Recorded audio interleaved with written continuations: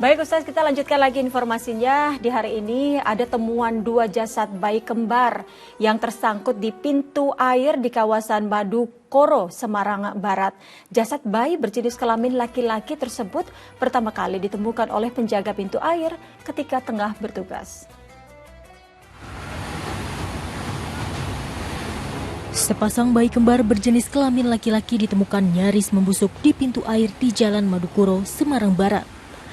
Jasad 2 bayi yang diperkirakan berusia 5 hingga 7 bulan ini terbungkus oleh tas di antara tumpukan sampah yang tersangkut di pintu air. Jasad bayi kembar itu ditemukan karena kecurigaan penjaga pintu air dengan tas yang tersangkut dan mengeluarkan bau tak sedap. Saat tas tersebut dibuka, terdapat jasad 2 bayi dengan tali pusar masih menempel dalam kondisi nyaris membusuk. Ada tas warna kuning, saya atasin, terus saya kan penasaran karena di tas kuning itu kan ada kayak keluar. Saya kira itu dalaman ikan itu loh Pak. Terus saya buka sedikit, kok baunya anyir amis itu ya Pak.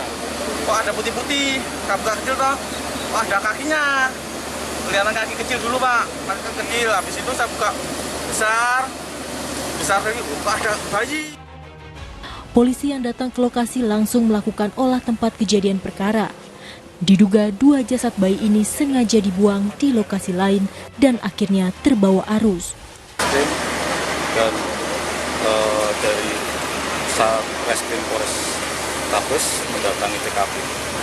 Langkah yang dilaksanakan adalah menghubungi Inafis, kemudian untuk memeriksa TKP.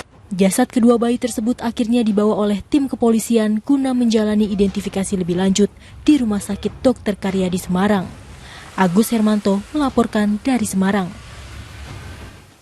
Innalillahi wa inna ilaihi raji'un. Bayi yang masih suci tak berdosa justru dibuang hingga meninggal dunia oleh pihak-pihak yang tidak bertanggung jawab, padahal di luar sana masih banyak orang tua yang mendambakan kehadiran anak di dalam keluarganya. Ustaz, anak tentunya adalah amanah dari Allah Subhanahu wa taala. Dengan membuang bahkan membiarkan anak telantar hingga meninggal dunia ini sama saja dengan menyia-nyiakan amanah dari Allah Subhanahu wa taala. Bagaimana Ustaz? Betul Mbak Utrih. Tentu kita ingat dengan ayat Allah. La takhunullah war rasul wa takhunu amanatikum.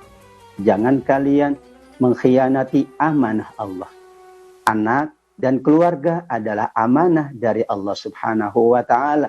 Karena Allah berkenan menganugerahkannya kepada kita, berarti Allah mempercayai kita.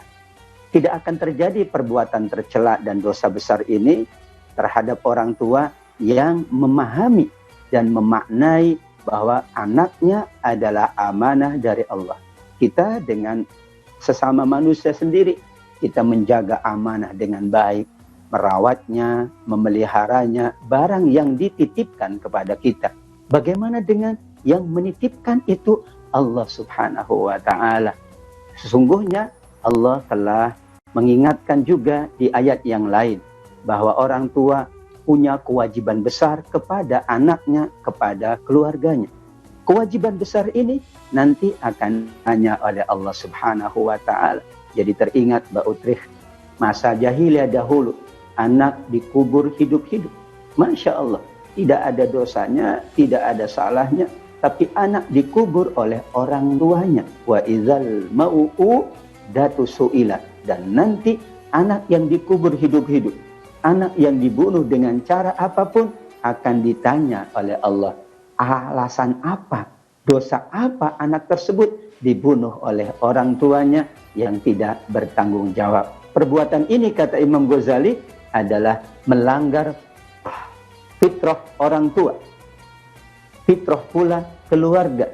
Bahwa kita diberi oleh Allah fitrah untuk senang dengan anak-anak. Untuk ingin menjaga, merawat anak-anak. Seperti juga para ibu dan para ayah yang lain bangga jika mampu memeluk anak.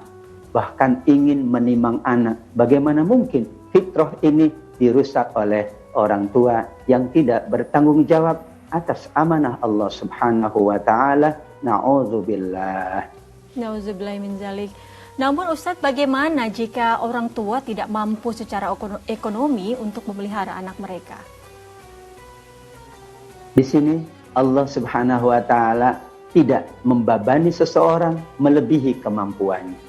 Insya Allah banyak orang tua yang ingin menjadi orang tua asuh, orang tua angkat. Dan kedudukan anak angkat sesungguhnya sama dengan kedudukan anak kandung. Awaladin solihin yad'u lahu.